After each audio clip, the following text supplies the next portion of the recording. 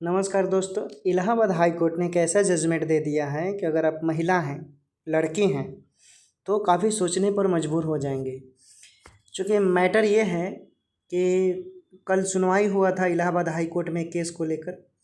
उसको लेकर Allahabad high court ने कहा है कि कोई पीड़ित है, ठीक जैसे उसमें पीड़ित थी महिला, तो पीड़िता के प्राइवेट पार्ट आप समझ रहे हैं, उसके पैजामे के नारे को तोड़ देना, नारा जो पहनते हैं कपड़े, समझ रहे हैं, फिर उसे पुलिया के नीचे खींच कर लेकर जाने की कोशिश करना या रेप करने की कोशिश की श्रेणी में उसे नहीं माना जा सकता है। ये इलाहाबाद हाई कोर्ट का फैसला आया है।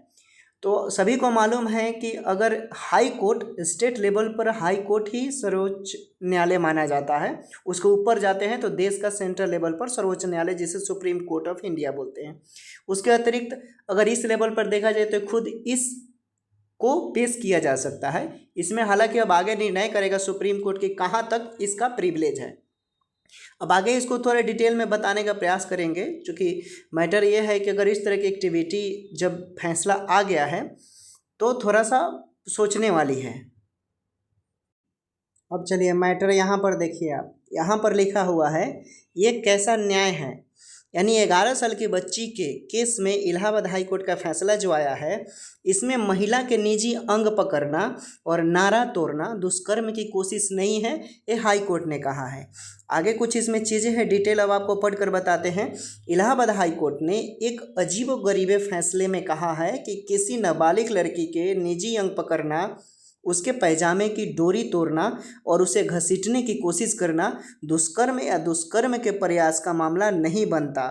कोर्ट ने इसे अपराध की तैयारी और वास्तविक प्रयास के बीच का अंतर बताया और निचली कोर्ट द्वारा तय गंभीर आरोप में संशोधन का आदेश दिया।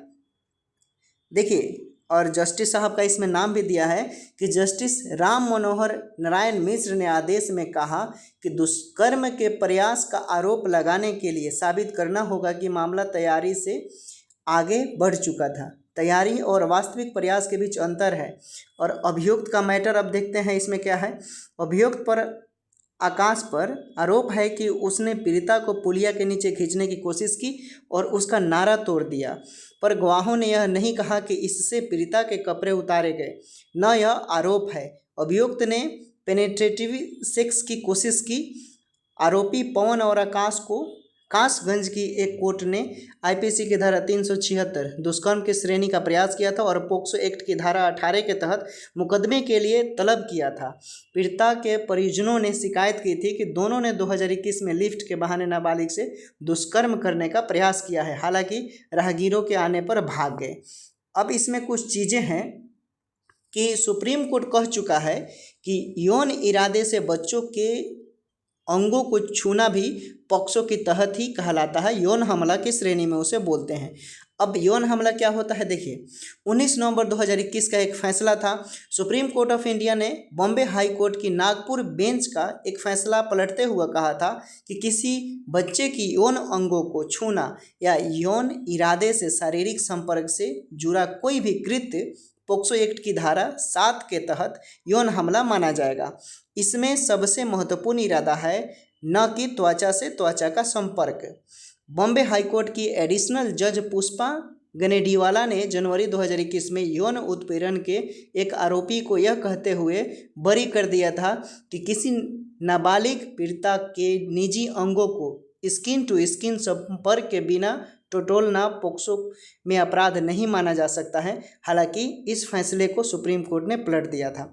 देखिए, बॉम्बे हाई कोर्ट ने कहा था कि कोई भी व्यक्ति हो गया, मेल फीमेल, और त्वचा स्किन टू स्किन मतलब होता है तो उसको बॉम्बे हाई कोर्ट ने बोला, लेकिन सुप्रीम कोर्ट ने बोला कि नहीं, स्किन टू स्किन टच होता है तो ये पोक्सो की श्रेणी में आएगा और यौन हमला हुआ, पलटते हुए फैसला दिया था। तो ये जजमेंट है कि अब किसी महिला को उसका नारा तोड़ना, निजी अंग को पकड़ना दुष्कर्म की श्रेणी में नहीं है, तो इसे तो महिलाएं और भी असुरक्षित महसूस करेगी, जो इलाहाबाद हाई कोर्ट ने फैसला किया है। और मुझे उम्मीद है कि इस पर राय विमर्श किया जाएगा और सुप्रीम कोर्ट तक ये बात जाती है तो ज़रूर इस पर संशोधन होगा।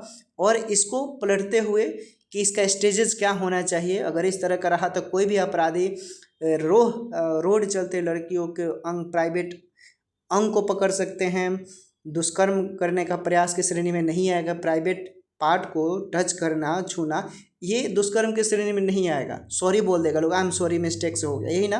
तो फिर वहाँ तो लज्जित होगी लोग। तो ये बहुत ऐसी इसमें चीज़ें हैं, सुधार जरूर होगा, मुझे उम्मीद है। हालांकि इस तरह का जो जजमेंट है थोड़ा सा काफ़ी सोचने पर मजबूर कर रहा है महिलाओं को, और इससे अपराध की श्रेणी की बढ़ोतरी मिलेगी जो इस तरह के मनचले लोग होते हैं।